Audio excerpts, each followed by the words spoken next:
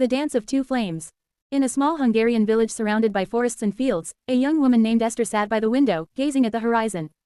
She had always felt an unexplainable emptiness within her, though her life was peaceful. Her days were filled with tending to the garden, weaving tapestries, and listening to the stories her grandmother told about the balance of life. Life is like a dance, Esther, her grandmother often said. The man and the woman are two flames, distinct yet needing each other to burn brightly. But if one burns too fiercely, the other fades. Esther never truly understood those words until one day, a stranger arrived in the village.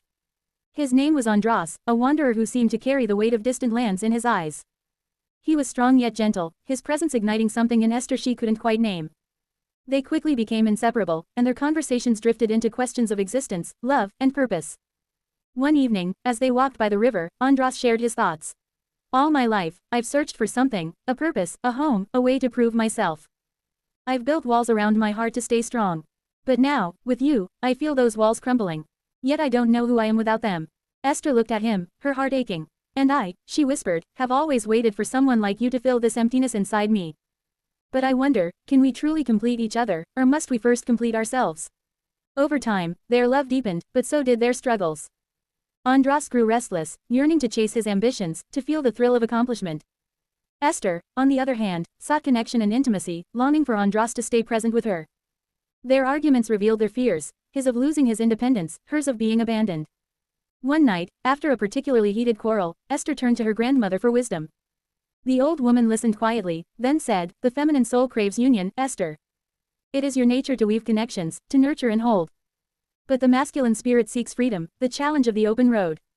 Neither is better or worse, they are halves of the same whole. But if you cling too tightly, you'll smother his flame. And if he runs too far, he'll forget the warmth of the hearth. Esther pondered her grandmother's words. She realized that she had been looking to Andras to fill the void within her, just as he sought her to anchor his restless spirit. But neither could heal the other's wounds. They needed to embark on separate journeys to understand their own souls. The next morning, Esther and Andras sat by the river where they had first shared their dreams. I think we must part for a while, Esther said softly, her voice steady despite the tears in her eyes. Not because I don't love you, but because I do. We must learn to be whole on our own, to find the balance between freedom and connection. Andras nodded, his heart heavy yet understanding. I will return, he promised. When I find the courage to face myself, not just the world. Years passed. Esther found solace in solitude, discovering her own strength and creativity.